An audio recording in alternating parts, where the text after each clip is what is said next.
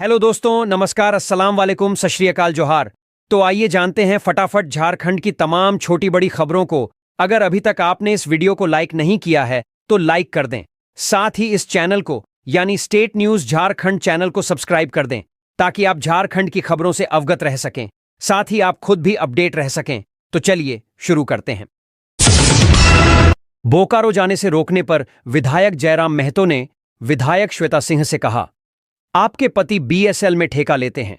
गुरुवार यानी 3 अप्रैल को बोकारो स्टील प्लांट में अप्रेंटिस का प्रशिक्षण प्राप्त विस्थापितों को सीधे नियोजित करने या उनके लिए वैकल्पिक व्यवस्था की मांग को लेकर प्रदर्शन के दौरान एक युवक की मौत हो गई। इस घटना के बाद विधायक जयराम महतो को बोकारो जाने से रोक दिया गया। आरोप है कि विधायक श्वेता सिंह के समर्थकों ने जयराम महतो को रोका और उनकी गाड़ी से नंबर प्लेट आदि को निकाल दिया और हंगामा किया। इस मुद्दे पर जयराम महतो ने सोशल मीडिया पर एक वीडियो जारी कर बयान दिया है, जिसमें उन्होंने विधायक श्वेता सिंह को संबोधित करते हुए कहा है कि आप कैसे विस्थापितों की बात करेंगे जबकि आपके पति बीएसएल में ठेका लेते हैं। इतना ही नहीं, जयराम महतो ने यह भी सवाल उठाया कि श्वेता सिंह कहती हैं कि बोकारो उनकी है तो उन्हें यह समझ लेना चाहिए कि बोकारो सबकी है। क्या भविष्य में अगर गोमिया विधायक योगेंद्र महतो बोकारो जाते हैं तो क्या उन्हें रोक देंगे? क्या बोकारो के पूर्व विधायक बिरंची नारायण वहां कुछ करते हैं तो विधायक श्वेता सिंह और उनके समर्थक उन्हें रोक देंगे? जयराम महतो ने वीडियो के अंत में कहा है कि वह उन्हें यानी विधायक श्वेता सिंह को एक पत्र लिख रहे हैं और उम्मीद करते हैं कि वह पत्र का जवाब देंगी। झारखंड आयुष्मान योजना घोटाला, ईडी की बड़ी कार्रवाई, 20 लाख रुपए नकद और महत्वपूर्ण दस्तावेज जब्त। झारखंड में मुर्दों का इलाज कर मोटा माल कमाने के मामले में हुई ईडी की रेड में शाम तक 20 लाख रुपये कैश जब्त किया गया। वहीं इन्वेस्टमेंट से जुड़े कुछ दस्तावेज भी ईडी के हाथ लगे। ये कैश और दस्तावेज झारखंड के पूर्व स्वास्थ्य मंत्री बन्ना गुप्ता के पीएस ओम प्रकाश और अन्य सरकारी अधिकारियों के ठिकानों से जब्त किए गए हैं। बता दें कि आयुष्मान योजना घोटाला मामले में ईडी की कई टीमों ने शुक्रवार को 21 ठिकानों पर रेड मारी। झारखंड में रांची, बोकारो और जमशेदपुर सहित 17 ठिकानों को खंगाला गया। इसके अलावा पश्चिम बंगाल में 2 और नई दिल्ली एवं उत्तर प्रदेश में एक ठिकानों पर दबिश दी गई। रेड के दरमियान झारखंड स्टेट आरोग्य सोसाइटी के एडिशनल एग्जीक्यूटिव डायरेक्टर अभिषेक श्रीवास्तव, सीनियर कंसल्टेंट वैभव राय और सेफवे टीपीए एवं इंश्योरेंस कंपनी के कर्मचारियों के ठिकानों का छानबीन की गई। पूर्व स्वास्थ्य मंत्री बन्ना गुप्ता के पीएस ओम प्रकाश रेड शुरू होने से पहले ही घर से निकल गया था, जिस चलते वह ईडी के हाथ नहीं लग पाया। रांची में होगा राज्य का पहला एयर शो। भारतीय वायुसेना के दल ने उपायुक्त मंजूनाथ भजंत्री से की मुलाकात।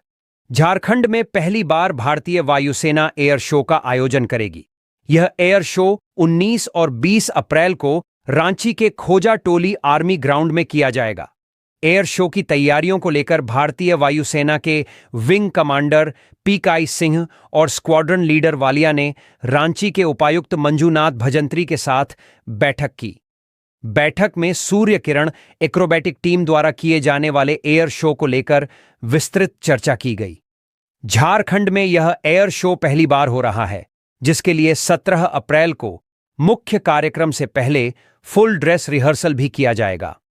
बैठक के दौरान वायुसेना के अधिकारियों ने शो में होने वाली गतिविधियों की जानकारी उपायुक्त के साथ साझा की। जिला जनसंपर्क कार्यालय से मिली जानकारी के अनुसार यह एयर शो अपने आप में अनूठा होगा, जिसके दौरान आसमान में एक साथ कई लड़ाकू विमान करतब दिखाते नजर आएंगे। बैठक में जिला प्रशासन ने वायुसेना की टीम को हर संभव मदद का आश्वासन दिया।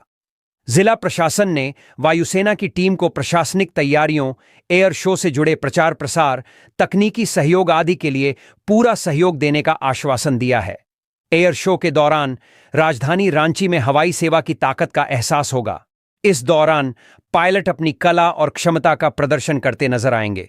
जानकारी के अनुसार एयर शो में लड़ाकू विमानों के करतब देख लोग अचंभित रह जाएंगे। गौरतलब है कि रांची के बाद 23 अप्रैल को पटना में एयर शो का आयोजन किया जाएगा। रामनवमी जुलूस के दौरान इन बातों का रखें खास ख्याल। बिजली विभाग ने जारी की गाइडलाइन। झारखंड बिजली वितरण निगम लिमिटेड ने हाईकोर्ट के निर्देश के बीच रविवार 6 अप्रैल को निकलने वाले रामनवमी जुलूस को लेकर दिशा निर्देश जारी किया है। रांची में निकलने वाले रामनवमी जुलूस को लेकर विद्युत आपूर्ति अंचल रांची के विद्युत अधीक्षण अभियंता ने पत्र जारी कर सभी रामनवमी पूजा समितियों से सुरक्षा के दृष्टिकोण से सतर्कता बरतने का आग्रह किया है, ताकि किसी प्रकार की अप्रिय घटना न हो। विद्युत अधीक्षण अभियंता डीएन साहू ने रामनवमी पूजा समिति से अपील की है कि झंडा खड़ा करते समय बिजली के तार या उपकरण का ध्यान रखें। किसी भी प्रकार की लापरवाही से अप्रिय घटना हो सकती है। बसों व अन्य बड़े वाहनों की छत पर कोई व्यक्ति न बैठे और न ही उस पर कोई ऊंची सामग्री या ऊंचा झंडा लगाया जाए। जुलूस के दौरान समिति के स्वयंसेवक जुलूस के साथ चल रहे श्रद्धालुओं पर लगातार विशेष नजर रखें, ताकि किसी की लापरवाही या गलती से कोई दुर्घटना न हो। श्रद्धालु या आम लोग जुलूस के मार्ग में पड़ने वाले बिजली के तार या उपकरण को न छुएं और न ही किसी डंडे या अन्य माध्यम से उनसे संपर्क करने का प्रयास करें। रामनवमी शोभा यात्रा के दौरान आपात स्थिति से निपटने के लिए JBVNL ने कंट्रोल रूम बनाया है।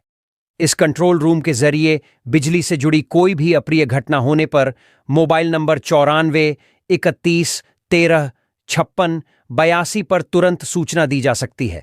JBVNL ने कुसई कॉलोनी डोरंडा में यह कंट्रोल रूम बनाया है, जिसमें 24 घंटे अधिकारियों की पूरी टीम तैनात की गई है। इसके अलावा सभी पावर स्टेशनों पर बने कंट्रोल रूम में जूनियर इंजीनियर के साथ एक टेक्निकल टीम भी मौजूद रहेगी। झारखंड उच्च न्यायालय के निर्देश के आलोक में रामनवमी के दौरान झांकी और झंडे की अधिकतम ऊंचाई 4 मीटर ही रहेगी। उपायुक्त मंजूनाथ भजंत्री ने उच्च न्यायालय के ताजा निर्देश के बाद देर शाम यह आदेश जारी किया है। जिला जनसंपर्क कार्यालय से मिली जानकारी के अनुसार रामनवमी जुलूस के दौरान बिजली आपूर्ति बंद नहीं करने का भी निर्देश दिया गया है। जारी आदेश में कहा गया है कि यदि पूर्व की भांति रामनवमी पर्व के अवसर पर विभिन्न अखाड़ों या समितियों द्वारा वाहनों पर बड़े आकार के झंडे और ऊंची ऊंचाई वाले साउंड सिस्टम, ऊंची झांकी आदि के साथ जुलूस निकाला जाता है, तो बिजली के तारों में करंट प्रवाहित होने से दुर्घटना की संभावना से इनकार नहीं किया जा सकता है। झारखंड उच्च न्यायालय के आदेश के आलोक में महाप्रबंधक सह मुख्य अभियंता विद्युत आपूर्ति क्षेत्र रांची ने कहा है कि भारतीय विद्युत नियमावली के निर्धारित मानकों के अनुरूप विद्युत आपूर्ति के लिए 11 केवी केबल का उपयोग किया जाए। लाइन संरचनाओं में बिजली के तारों की जमीन से ऊंचाई 4.6 मीटर है, जो सड़क पर कोई निर्माण सामग्री आदि रखे जाने पर इससे भी कम हो सकती है।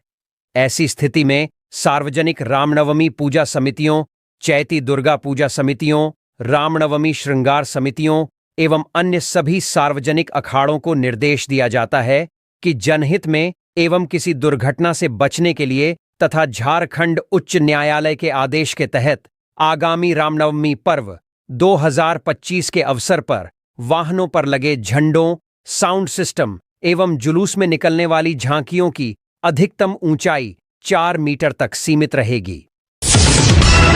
इमरजेंसी रिस्पांस सपोर्ट सिस्टम को कारगर बनाने की कवायद, डीजीपी ने जारी की कई निर्देश। झारखंड के डीजीपी अनुराग गुप्ता ने इमरजेंसी रिस्पांस सपोर्ट सिस्टम को लेकर कई निर्देश जारी किए हैं। खासकर डायल 112 को और बेहतरीन और उसके रिस्पांस टाइम को और कारगर करने का निर्देश डीजीपी ने दिया है, ताकि पुलिस से मदद मांगने वाले लोगों को त्वरित मदद मिल सके। झारखंड पुलिस मुख्यालय में शुक्रवार को डीजीपी अनुराग गुप्ता ने ERSS यानी इमरजेंसी रिस्पांस सपोर्ट सिस्टम और डायल 112 की सेवाओं को लेकर समीक्षा की। समीक्षा में विशेष रूप से महिलाओं, बच्चों, वृद्धों को आपातकालीन परिस्थितियों में त्वरित सहायता प्रदान करने के साथ साथ एम्बुलेंस और फायर ब्रिगेड सेवाओं को और प्रभावी बनाने पर बल दिया गया। डायल 112 के मद्देनजर आपातकालीन स्थिति में त्वरित सहायता पहुंचाने के लिए इन सभी जरूरी के निर्देश दिए गए। अपराध की वारदात, आग लगने, दुर्घटना, महिला उत्पीड़न, घरेलू हिंसा, बाल अपराध, मेडिकल इमरजेंसी जैसी सूचना डायल 112 पर मिलने पर त्वरित गति से कार्रवाई करना सुनिश्चित करना। प्रत्येक जिले में नोडल पदाधिकारी यानी पुलिस उपाधीक्षक स्तर के अधिकारी डायल 112 की नियमित समीक्षा करेंगे। साथ ही आपातकालीन सेवाओं को डायल 112 से जोड़ने के लिए वांछित कार्रवाई करना सुनिश्चित करेंगे।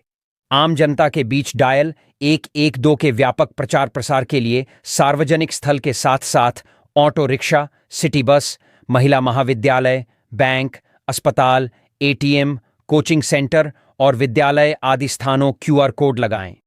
डायल 112 में हुए कार्रवाई के संबंध में सभी जिला के नोडल पदाधिकारी यथा पुलिस उपाधीक्षक फीडबैक लेना सुनिश्चित करेंगे। सीडीएसी के पदाधिकारी ईआरएसएस यानी इमरजेंसी रेस्पॉन्स सपोर्ट सिस्टम और डायल 112 की उपयोगिता को तकनीकी रूप से और बेहतर करने का प्रयास करेंगे। कैंडल मार्च के बाद हंगामा, नाबालिग से दुष्कर्म और हत्या के आरोपी को खुद सजा देने पर अड़े लोग पुलिस के समझाने पर लौटे। पलामू मेदिनीनगर में 10 वर्षीय नाबालिग से दुष्कर्म और हत्या के मामले को लेकर शुक्रवार की शाम कैंडल मार्च निकाला गया। कैंडल मार्च के बाद लोगों ने जमकर हंगामा किया और कैंडल मार्च में शामिल भीड़ अस्पताल की ओर बढ़ रही थी। भीड़ घटना के आरोपियों को सजा देना चाहती थी, जिसके बाद पुलिस को हस्तक्षेप करना पड़ा। पुलिस ने पूरी भीड़ को रास्ते में ही रोक लिया। वरीय पुलिस अधिकारियों और लोगों के समझाने के बाद भीड़ शांत हुई और वापस लौट गई। दरअसल 2 अप्रैल को मेदिनीनगर टाउन थाना क्षेत्र में 10 वर्षीय नाबालिग की दुष्कर्म के बाद बेरहमी से हत्या कर दी गई थी। नाबालिग के पड़ोस में रहने वाले टिंकू शर्मा पर घटना का आरोप लगा था। स्थानीय लोगों ने आरोपी की बुरी तरह पिटाई भी की थी, जिसके बाद टिंकू शर्मा को इलाज के लिए मेदिनी राय मेडिकल कॉलेज एंड अस्पताल में भर्ती कराया गया था। टिंकू शर्मा का इलाज पुलिस अभिरक्षा में चल रहा है। शुक्रवार को लोगों ने पीड़िता के घर के पास कैंडल मार्च निकाला। इस दौरान भीड़ अस्पताल की ओर बढ़ने लगी। भीड़ आरोपी को खुद ही सजा देना चाहती थी, जिसके बाद पुलिस ने बीच बचाव कर भीड़ को रोका। कैंडल मार्च में शामिल कुछ लोगों ने भी भीड़ को समझाया। इसके बाद मामला शांत हुआ और भीड़ वापस लौट गई। मेदिनीनगर सदर एसडीपीओ मणिभूषण प्रसाद ने बताया कि मामले में आगे की कार्रवाई की जा रही है और पुलिस की जांच आगे बढ़ रही है। घटना में शामिल आरोपी को गिरफ्तार कर लिया गया है। टाउन थाना प्रभारी देवव्रत पोद्दार ने हंगामे की पुष्टि करते हुए बताया कि मामले में आगे की कार्रवाई की जा रही है। हजारीबाग के सनशाइन अस्पताल में ईडी की रेड 9 घंटे तक चली छापेमारी। जिले के हजारीबाग रांची रोड पर मासीपीढ़ी के पास स्थित सनशाइन अस्पताल में शुक्रवार को ईडी ने औचक छापेमारी की।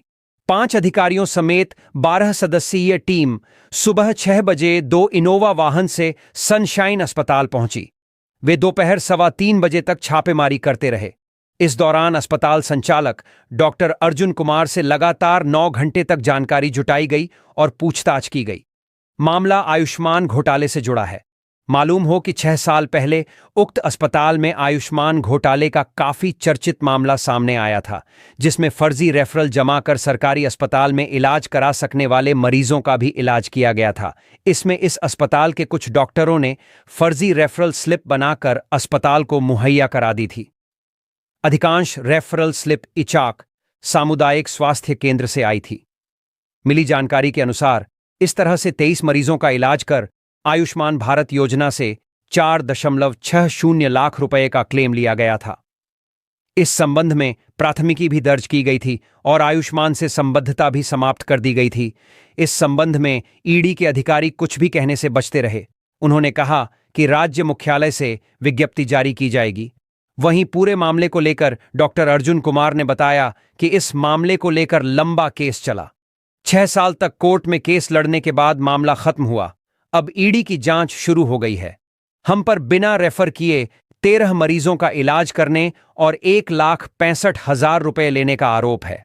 हमारे पास उनके इलाज के सारे सबूत थे। ईडी ने जो जानकारी मांगी वह सारी जानकारी मैंने उपलब्ध करा दी। हजारीबाग के डेमोटांड मासीपीडी स्थित सनशाइन अस्पताल में 23 मरीजों का फर्जी तरीके से ऑपरेशन कर आयुष्मान भारत योजना के 4,60,000 रुपए का घोटाला किया गया। यह घोटाला 2018 से 19 में किया गया। जांच में इसकी पुष्टि होने के बाद अस्पताल संचालक डॉक्टर अर्जुन कुमार के खिलाफ मामला दर्ज किया गया। मामले की सूचक तत्कालीन सीएस डॉक्टर ललिता वर्मा ने तत्कालीन एससीएमओ डॉक्टर मेजर पीके सिन्हा और डीटीओ डॉक्टर गोपाल दास को जांच के लिए अधिकृत किया था।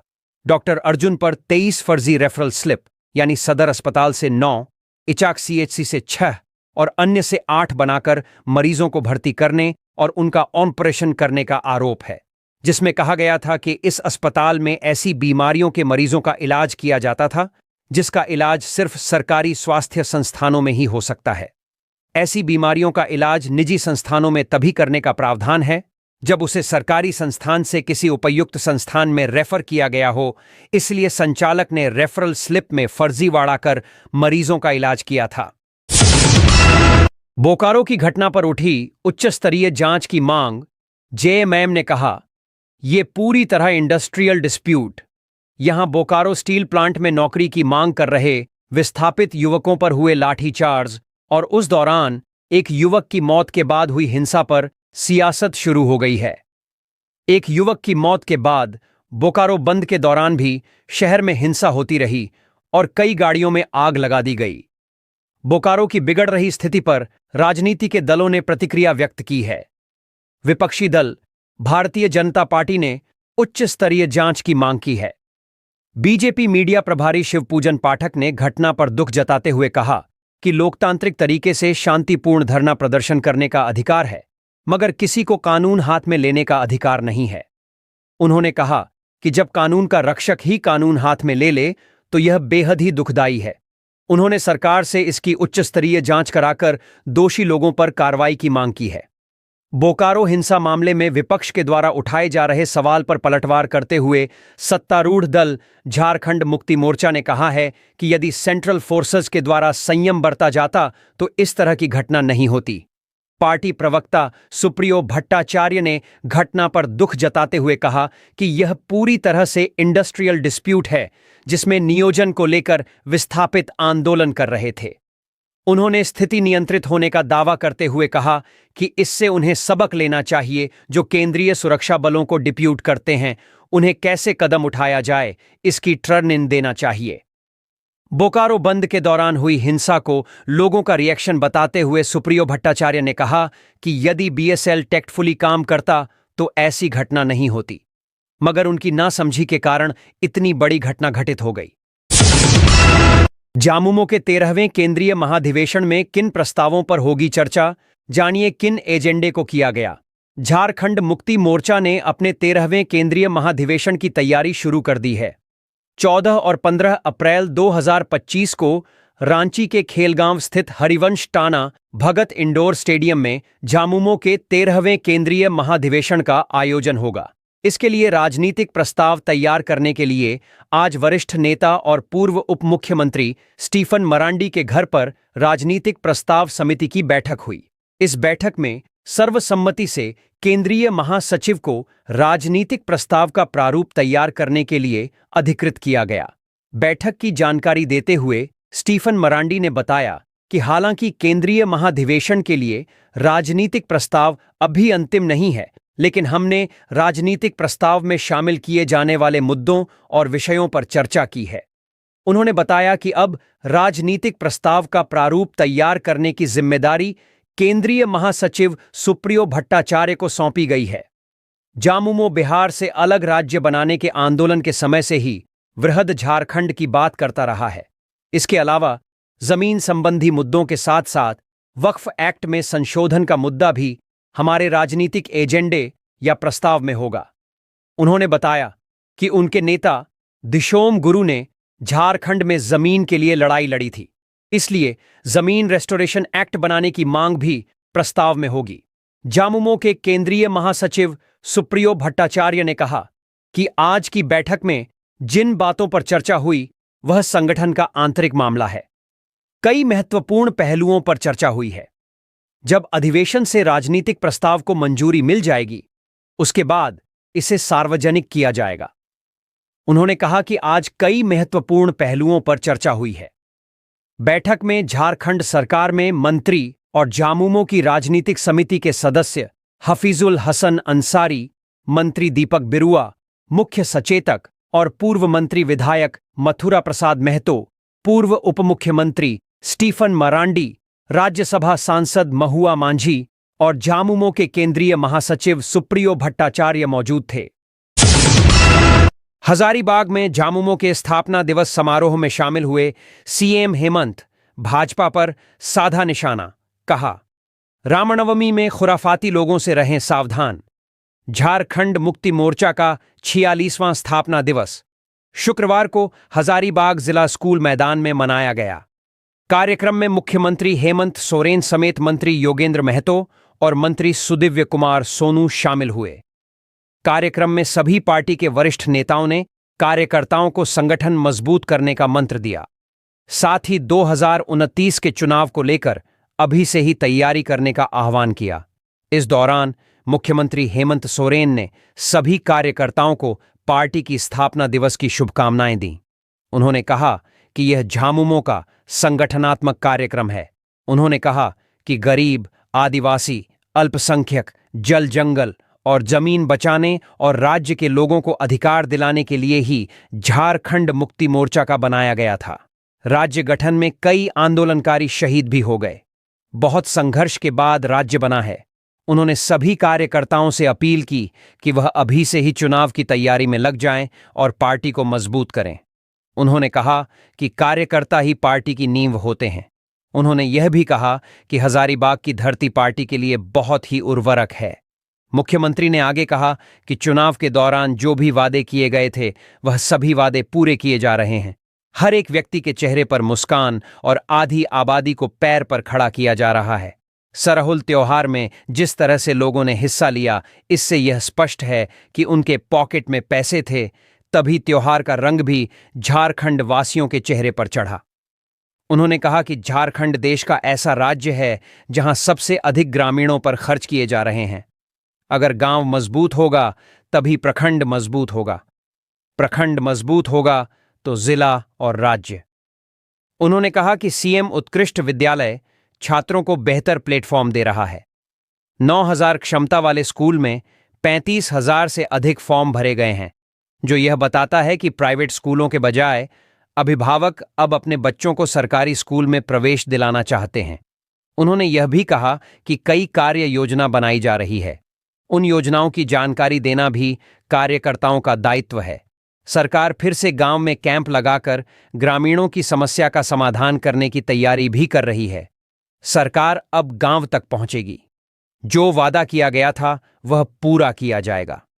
मुख्यमंत्री हेमंत सोरेन ने अपनी सरकार और कार्य योजना के बारे में विस्तृत जानकारी दी, तो दूसरी ओर पिछली भाजपा की सरकार पर जमकर निशाना साधा। उन्होंने कहा कि भारतीय जनता पार्टी ने 16 साल तक राज्य में शासन किया। उनके कार्यकाल में राज्यवासियों पर जुल्म किए गए, लोगों को राशन नहीं दिया गया और जमीन लूट ली गई। यही नहीं, कई स्कूल बंद कर दिए गए। अपने 30 मिनट के भाषण में मुख्यमंत्री हेमंत सोरेन ने कोरोना काल से लेकर अपने जेल जाने की बातों को साझा किया। उन्होंने कहा कि झूठा आरोप लगाकर उन्हें जेल में बंद कर दिया गया था। देश के पहले मुख्यमंत्री को झूठा आरोप लगाकर जेल भेज दिया गया। झूठा आरोप कभी सच नहीं हो सकता। अगर बीजेपी मुस्लिम महिलाओं की हितैषी तो बिहार चुनाव में 12 से 15% सीट करें रिजर्व, शिल्पी नेहा तिर्की। लोकसभा और राज्यसभा से वक्फ बोर्ड कानून में संशोधन विधेयक पास हो जाने के बाद से कांग्रेस केंद्र सरकार के खिलाफ मुखर है। शुक्रवार को रांची स्थित कांग्रेस भवन में झारखंड सरकार में कृषि मंत्री शिल्पी नेहा तिर्की, पूर्व प्रदेश अध्यक्ष प्रदीप बलमुच्चू और कार्यकारी अध्यक्ष बंधु तिर्की ने प्रेस कॉन्फ्रेंस कर भाजपा पर वक्फ कानून में संशोधन मामले में भ्रम फैलाने और गलत नैरेटिव सेट करने की बात कही है। कृषि मंत्री शिल्पी नेहा तिर्की ने कहा कि पूरे भारत में 27% अल्पसंख्यक हैं। आज वक्फ कानून में संशोधन कर वह मुसलमानों के हक और अधिकार छीन रही है, जबकि उसकी इच्छा सभी अल्पसंख्यक समुदाय का हक छीनने की है। वक्फ कानून में संशोधन के माध्यम से इसकी शुरुआत जरूर की गई है, पर यह प्रयास सभी अल्पसंख्यकों की जमीन को हड़पने की है। झारखंड की कृषि मंत्री शिल्पी नेहा तिर्की ने कहा कि भाजपा ने देश के लोगों के सामने सिर्फ झूठ परोसा है। भाजपा के लोग कहते हैं कि इस बिल के माध्यम से मुसलमानों का उत्थान करना चाहती है, लेकिन असलियत यह है कि केंद्र की सरकार और भाजपा सिर्फ दिखावा करती है। इस बिल के माध्यम से भाजपा की सरकार यह साबित करना चाहती है कि यह देश अल्पसंख्यकों का नहीं है। शिल्पी नेहा तिर्की ने कहा कि वह दिखाना चाहते हैं कि अगर कोई भाजपा के साथ नहीं रहेगा तो उसे देश छोड़ देना होगा। कांग्रेस नेता ने कहा कि भाजपा के लोग कहते हैं कि यह बिल मुस्लिम महिलाओं के हित में है, पर हकीकत यह है कि भाजपा के पास कोई भी महिला, मुस्लिम विधायक या और सांसद नहीं है। शिल्पी नेहा तिर्की ने कहा कि अगर भाजपा मुसलमान महिलाओं की इतनी ही कद्र करती है तो आसन्न बिहार विधानसभा चुनाव में मुस्लिम महिलाओं के लिए कम से कम 12 से 15% सीट आरक्षित करें। कृषि मंत्री शिल्पी नेहा तिर्की ने कहा कि वक्फ कानून में संशोधन प्रस्ताव पर सदन में चर्चा के दौरान केंद्रीय मंत्री ने कहा कि संशोधन से आदिवासियों की जमीन बची रहेगी, जबकि हकीकत यह है कि रघुवर दास के राज्य में भूमि बैंक के नाम पर आदिवासियों की मसना सरना तक की जमीन ले ली गई और 201 से अधिक MOU कर अपने उद्योगपति मित्रों में वह देने की योजना बना ली गई थी। पूर्व राज्यसभा सांसद और प्रदेश कांग्रेस के पूर्व अध्यक्ष प्रदीप बलमुचू ने कहा कि एक ओर रघुवर दास कहते हैं कि कांग्रेस और जामुमो मुस्लिम तुष्टीकरण करती है और दूसरी ओर संसद में इनके मंत्री कहते हैं कि हम मुस्लिम आबादी को मजबूत कर रहे हैं। यह तो विरोधाभास बात है। उन्होंने कहा कि वक्फ कानून में बदलाव से शेड्यूल एरिया की जमीन सुरक्षित हो जाने की बात गलत है। हमारी जमीन SPT और CNT कानून से सुरक्षित है। उन्होंने कहा कि हकीकत यह है कि भाजपा के लोगों ने ही आदिवासियों की जमीन हड़पी है।